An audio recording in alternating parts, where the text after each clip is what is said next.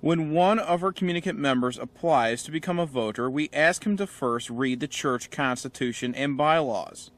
If they have any questions, they are asked our vice president. He will explain anything that the applicant does not understand. Then, the application is passed on to the church council for approval.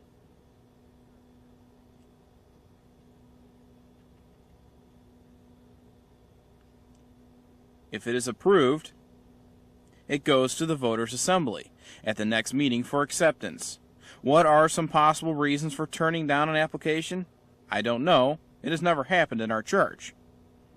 We could say that an applicant must be able to read and understand the Constitution, but we do have members who do not read it well, but can understand if the materials are in ASL. Since our meetings are conducted in ASL, we think that is acceptable. One thing that we require of all voters is that they attend meetings regularly. They may be excused if they have a good reason. The reason for this is so that we have a quorum for each meeting. This is required percentage of the voting members that must attend any meeting for business to happen. In our church, that number is 50%.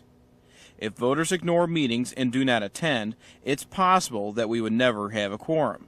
We do not have people who become members and then decide it is too much bother. Often, they do not resign.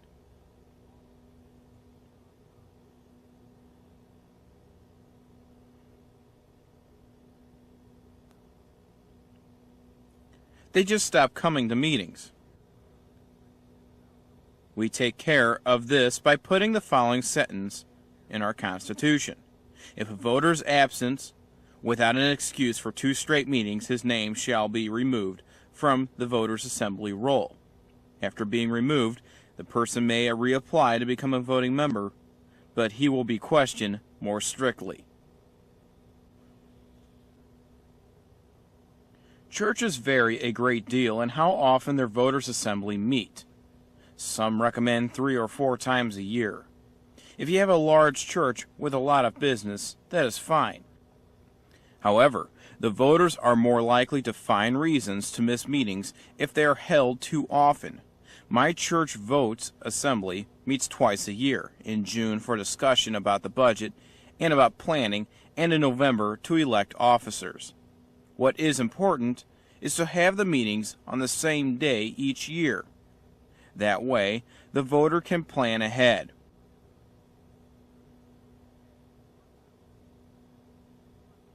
Our Constitution says the first Sunday in June and the first Sunday in November. Sometimes we have to move the date, but that does not happen often.